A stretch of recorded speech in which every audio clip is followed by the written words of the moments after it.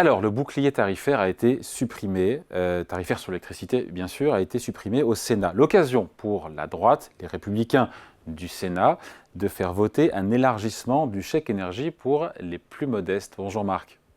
Bonjour David Jaco. Marc Vigneault, journaliste à l'Opinion. Concrètement, que propose la droite sénatoriale? Parce que l'objectif, si j'ai bien compris, c'est de permettre aux ménages les plus modestes de ne pas trop pâtir, évidemment, de la fin du bouclier tarifaire qui a été acté. Eh ben, les sénateurs LR disent on ne peut plus supporter le coût du bouclier en 2024, les prix de l'énergie ont reflué, le prix de l'électricité également, et donc il faut revenir au régime de taxes qu'on appliquait avant la crise de l'énergie. Et les ménages les plus aisés doivent supporter une augmentation un peu forte des prix de l'électricité pour les inciter à réduire leur consommation, à être plus sobres, pour réactiver ce que les économistes appellent le signal prix. Et en échange, ils voient bien que toute une partie de la population ne peut pas supporter d'un coup une telle augmentation de l'électricité qui, selon leurs mesures, va augmenter de 16% l'année prochaine, au moins de 16%. Eh bien, il finance une augmentation et un élargissement du chèque énergie jusqu'à 60% des Français toucheront dans leur schéma ce nouveau chèque énergie. Il sera augmenté au maximum de 200 euros pour vraiment les Français les plus modestes, les 20% les plus pauvres. Et puis, il sera réduit selon la taille du foyer familial, hein. C'est un peu complexe, donc on ne peut pas donner tous les chiffres, mais il sera réduit jusque aux Français qui sont entre les 50% et les 60% les plus modestes. Il y a une Ce qu'on appelle. volonté, on comprend bien, Marc Vigneault, de justice fiscale. Après cette mesure de la droite sénatoriale, j'insiste parce que la droite à l'Assemblée nationale et les députés ne pensent pas tout à fait la même chose, on va le voir. Combien ça va coûter? Plus cher ou moins cher pour le coup aux finances publiques que ce qui a été annoncé par le gouvernement, à savoir encore une fois une hausse de 10% de la facture Alors, d'électricité pour tout le monde? Alors, c'est tout l'objectif des Républicains, hein. Ils disent on ne peut pas supporter la facture de ce bouclier éternellement en termes de finances publiques. Donc, nous, notre schéma coûte à la fin moins cher. C'est-à-dire qu'on récupère, on remet la fiscalité sur l'électricité qui existait avant, mais en contrepartie, on finance ces augmentations que je vous ai décrites du chèque énergie. Et à la fin, par rapport au dispositif du gouvernement qui limite l'augmentation de l'électricité à 10% l'année prochaine, en remettant lui aussi une partie des taxes, mais moins, eh bien, nous faisons 500 millions d'euros d'économies par rapport à ce qu'a prévu le gouvernement. Donc, c'est pour les Républicains du Sénat une mesure de responsabilité. Et voilà, les finances, leur raisonnement, c'est le contribuable ne peut pas financer le bouclier tarifaire éternellement. Et il faut que le consommateur d'électricité supporte finalement le vrai prix de l'électricité en France. Bon, donc voilà, donc économie de 500 millions d'euros. Et donc, on comprend que la droite sénatoriale souhaite évidemment que ces aides à la consommation d'énergie soient ciblées, ce qui est d'ailleurs aussi Mm. la recommandation de la Commission européenne et beaucoup d'experts aussi.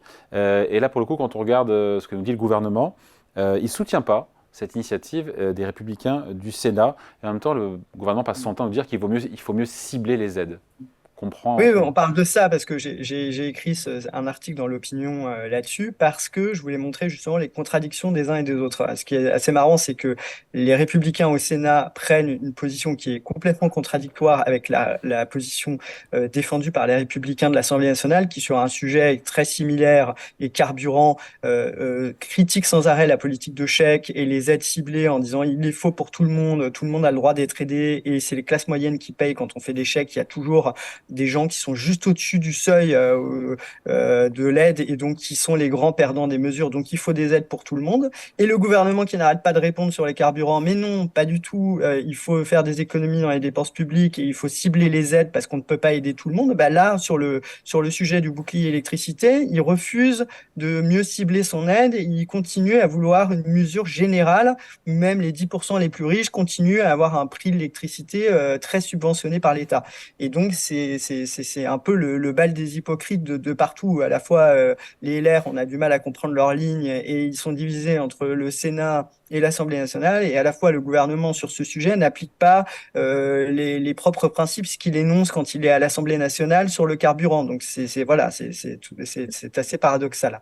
Vous vouliez mettre en avant, c'est ça, ces contradictions, à la fois intergroupe, j'ai envie de dire, enfin au sein du même parti entre le Sénat et l'Assemblée, et même pour le gouvernement. D'ailleurs, vous l'avez dit, si j'ai bien compris, sur le carburant, les républicains de l'Assemblée nationale ne sont pas sur la même ligne que les républicains du Sénat, qui, eux, les députés de droite, veulent une remise générale, c'est ça, qu'on retourne, on retrouve une espèce de ristourne sur le prix des carburants, et qui ne veulent pas de chèques ciblés C'est sur le ça, carburant. avec les arguments que je vous ai énumérés, effectivement, si on fait des chèques ciblés, bah, les classes moyennes sont perdantes. Il y a toujours quelqu'un qui est juste au-dessus du seuil qui perd, et donc on est obligé de faire une aide générale, quitte à ce que l'argument un peu politique du gouvernement, c'est de dire ah bah, on va subventionner les voitures allemandes qui passent sur le réseau routier français et qui vont aller faire leur plein à la pompe avec la ristourne générale. Et donc le gouvernement a d'abord cédé aux Républicains en 2022. Hein, rappelez-vous, il a fait des ristournes 30 centimes sur le prix de l'essence qui baissait au fur et à mesure du temps, et qui est passé ensuite à 15 centimes, etc. Et puis après, il est resté ferme sur ses positions en disant non, on peut pas faire de ristourne générale et donc on va faire un chèque gros rouleur. Et il a encore augmenté ce chèque gros rouleur. Ce chèque gros rouleur, justement, va jusqu'au sixième décile grâce à un amendement de la majorité, d'une partie de la majorité qui voulait, au départ, Bercy avait prévu le cinquième décile. Donc les 50% les Français les plus modestes, c'est passé au sixième décile, exactement le seuil que les Républicains ont décidé au Sénat de retenir pour les prix de l'électricité. Et là, le gouvernement dit non. Ça fait une hausse du prix de l'électricité qui est trop importante pour les 40% de Français restants. Alors, on peut entendre l'argument, mais le prix de l'électricité à terme devra, qui est inclus par les coûts du réseau, le coût de l'électricité nucléaire, etc., puisqu'on n'est plus en période de crise aiguë sur le marché européen, eh bien, il faudra bien que les Français paient leur électricité au bon prix. Et comme l'électricité n'est pas 100% décarbonée, bah, si on veut réduire nos émissions de gaz à effet de serre, eh ben, il faut quand même que les Français soient incités à moins consommer d'électricité. Et donc, on peut considérer que cibler ces aides est une bonne approche. C'est en tout cas les recommandations officielles de la Commission européenne dans le budget français, dire ah oui, vous avez commencé à débrancher votre bouclier tarifaire sur les énergies, mais pas assez, il faudrait davantage cibler les aides.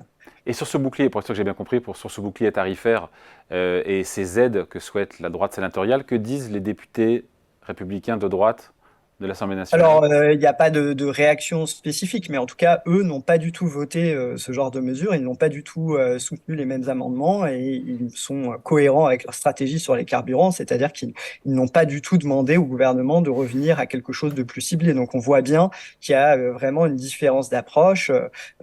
Qu'est-ce que ça nous dit justement, ces contradictions apparentes, entre à la fois à droite, entre l'Assemblée nationale et le Sénat, et même au gouvernement? Bah ça, c'est qu'il y a un jeu d'acteurs un petit peu. Voilà, le gouvernement considère que sa hausse des prix de l'électricité de 10% prévue l'année prochaine, eh ben, elle est déjà suffisante, que l'opinion publique ne peut pas en supporter plus, quitte à être en contradiction avec les propres principes qu'il énumère sur les prix des carburants. Euh, et ça, il le fait bah, parce qu'il y a un équilibre sans cesse à trouver entre le redressement des finances publiques et ce qu'il pense que l'opinion peut accepter. Il estime déjà avoir réduit les ristournes sur le carburant. Donc, il se dit, je peux pas faire aussi vite sur l'électricité. Et les LR, bah, mettent au Sénat, les LR au Sénat mettent le gouvernement face à ces contradictions. Ils disent, bah, sur le carburant, c'est votre discours, vous adoptez un chèque qui va jusqu'à 60% des Français rouleurs qui ont une voiture.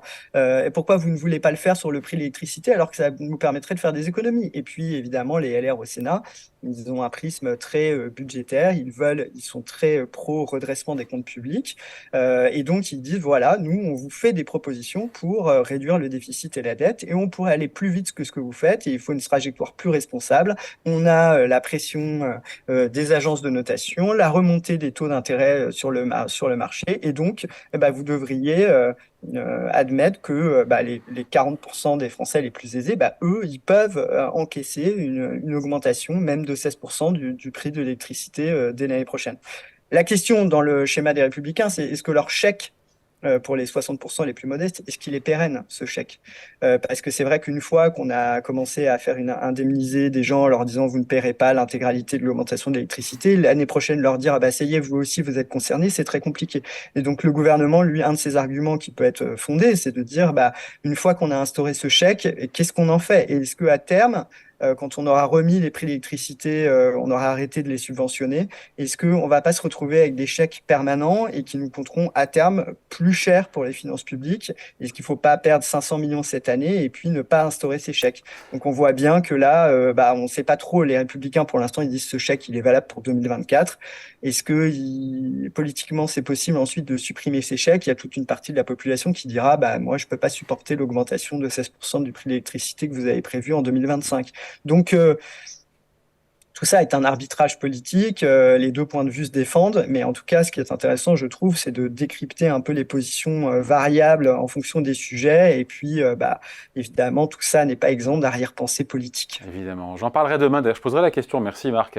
Demain, on aura Bruno Retailleau, le chef de file des sénateurs des Républicains Voilà. au Sénat. Vous pourrez lui poser la question de savoir si son chèque est Pérenne pérenne ou et pas. est-ce que les gens supporteront à terme 16% d'augmentation d'électricité parmi les Français les moins aisés, et il vous dira s'il faudra reconduire son chèque ou pas. Allez, merci beaucoup. Explication signée Marc Vigneault, journaliste à l'Opinion. Merci Marc, bonne journée. Merci David. Au revoir.